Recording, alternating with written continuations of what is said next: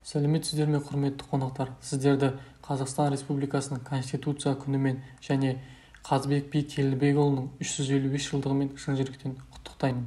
Қазақстан Республикасының Конституциясы, яғни ата заңы, ағымдағы Конституция 1995 жылы 30 тамыз күні жалпы халықтық референдум негізінде қабылданды және 5 қыркүйек күні өз күшіне енген болатын.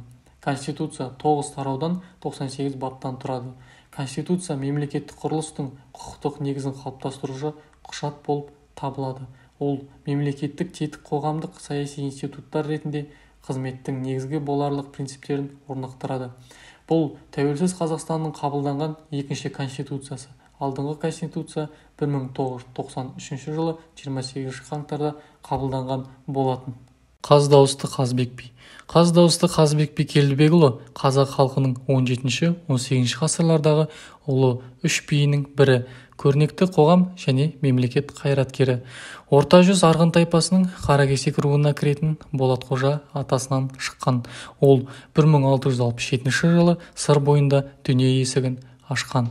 Арғы аталары Шаншар, Абыз, Бұлбұл, өз әкесі Келдібек есімдері елге белгілі әділ билер болған.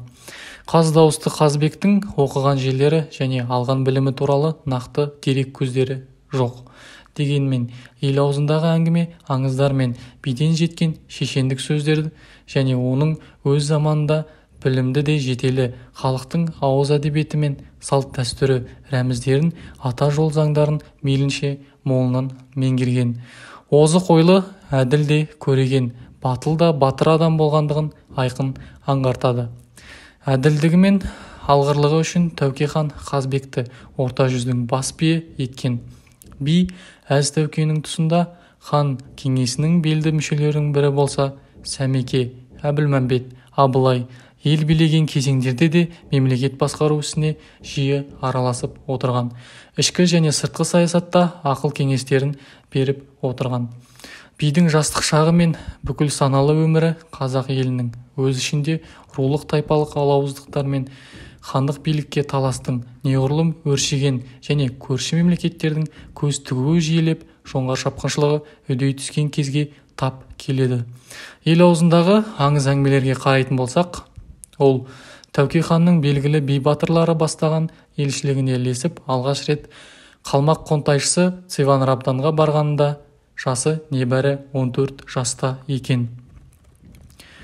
Қаз дауысты Қазбек би 18 ғасырдың 40 жылдарының басында сыр бойынан арқарға қарай көшіп, Ұлытау, Қарқаралы өңірлерін қоныс қылған. Семізбұғы тауының беткейлерін жайлаған Қазбектің Бекболат, Қазымбет, Базаркелді, Барқы, Сырымбет есімді бес ұлы болған және Маңқан атты деген бір қызы болған.